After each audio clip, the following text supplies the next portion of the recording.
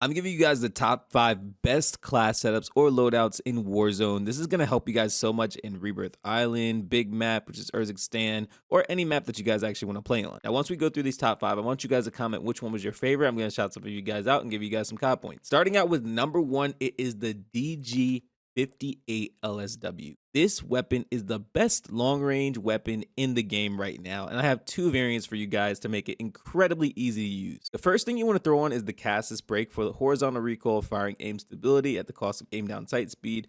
Now, if you guys see, it just shows a horizontal recoil decrease by 18% and ADS increase by 4%. Some people like using the Zemin because of the 5% decrease in vertical recoil decrease.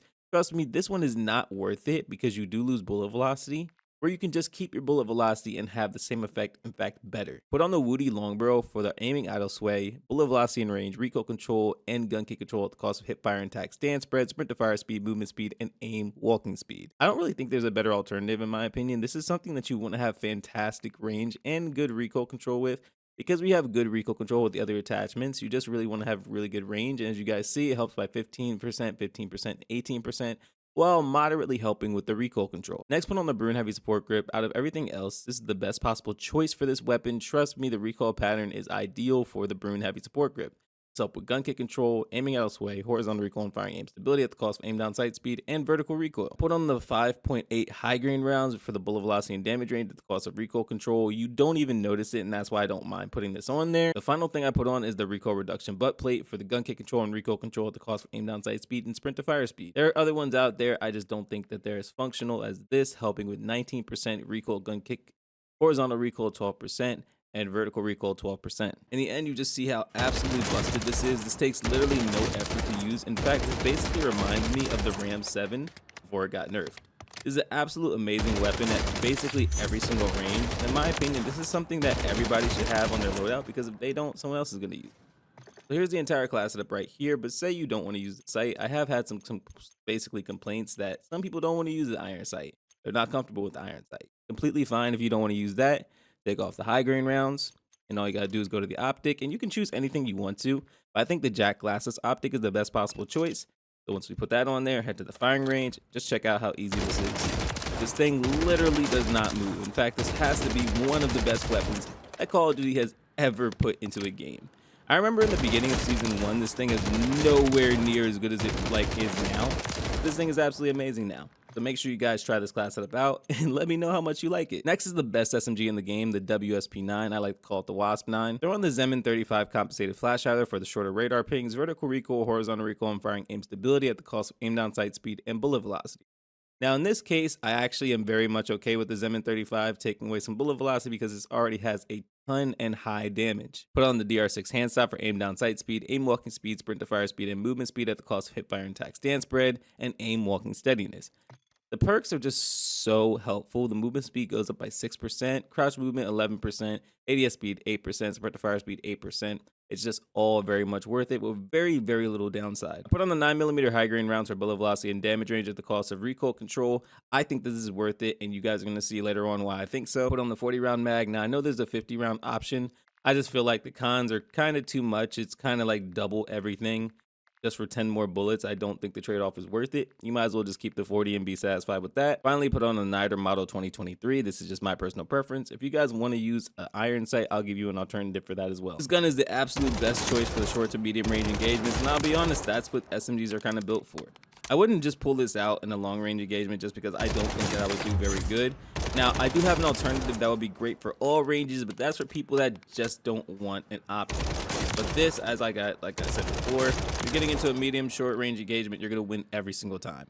Now here's the entire class setup for that. But if you guys do want something that can handle long range engagements too, then I have something just for you. This is an alternative build that I really mapped out. I put on the Taq Castle comp instead of the Zemin 35. This helps with the horizontal recoil, gun kick control, and vertical recoil. You lose aim down sight speed and aiming out of sway, but the pros you get from the recoil control on this is just absolutely insane. And I put on the Duster heavy stock for the aiming out of sway and firing aim stability at the cost of aim walking speed and movement speed. Now, just showing you guys right here, this thing is actually fantastic at long range. It's something that's actually very manageable.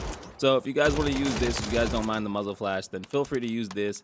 I prefer my version just because I think the sight's much easier to see.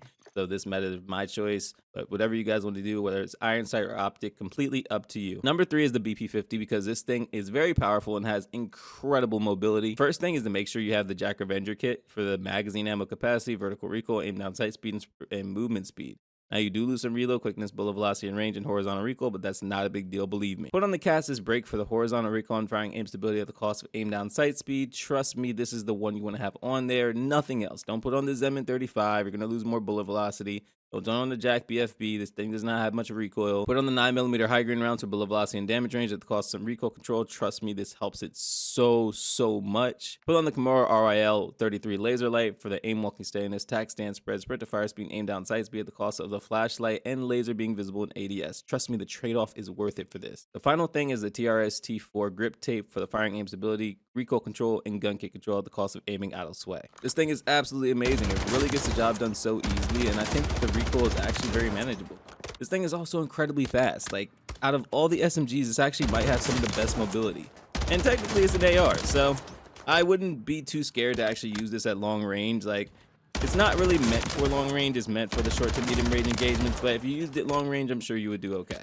So here's the entire class setup for this. Make sure you guys copy the BP50 down because this thing is still amazing. They really have not nerfed this yet. So if you guys want to try it out, I'm sure you'll slay the competition pretty easily. The next is my second favorite SMG, the Striker 9. This SMG is amazing and really gets the job done. They're on the L4R flash hider for the muzzle flash concealment, recoil control, and gun kick control at the cost of aim down sight speed. Now, you can use a Zemin 35 if you feel like that helps a little bit more. I just chose the L4R flash hider because there's no cons in regards to the bullet velocity.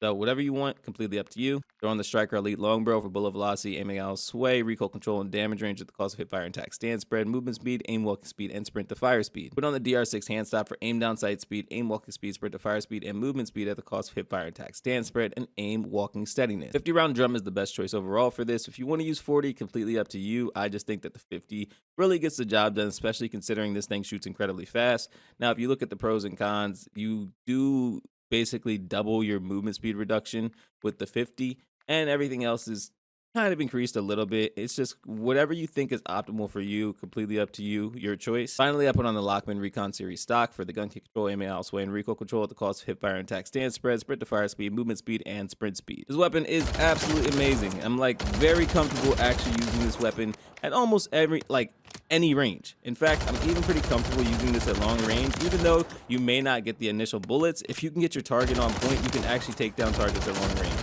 This is definitely meant for close to medium range, but, you know, pick your targets, pick your gunfights wisely, and you'll be good to go. So here's the entire class setup right here. Make sure you guys copy this down. The Striker 9 is absolutely amazing, and for people that don't like the slower shooting guns, this one is absolutely for you. Finally, this is the second best long-range weapon in the game right now, the Taq Evolvere. I'm actually surprised more people aren't using it, but it's probably because the DG is so powerful. If you guys don't have the DG leveled up and you want to try something different, this is for you. Go on the Cassis Brake L for the horizontal recoil and firing aim stability at the cost of aim down sight speed. Go on the LRF Righteous Longbow for bullet velocity and range, aiming out of sway, aim walking speed, and recoil control at the cost of aim down sight speed, sprint to fire speed, hip fire and tack stand spread, and sprint speed. Go on the Brune Pivot Vertical Grip for gun kick control, vertical recoil, aiming out of sway, and firing aim stability at the cost of horizontal recoil, aim down sight speed, and sprint to fire speed. Put on the Rampart Heavy Stock for gun kick control and recoil control at the cost of aim down sight speed, sprint to fire speed, sprint speed, and tactical sprint speed. Finally, I put on the Niter Model 2023, but you guys can throw on anything that you guys want to,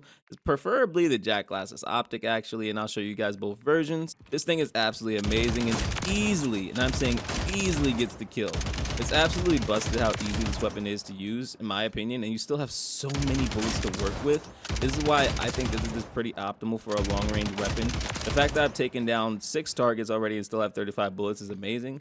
I'm just going to show you guys the alternative real quick. Instead of the Niter, you put on the Jack Glassless. I mean, a lot of people like the Jack Glassless. I like it too, depending on the weapon.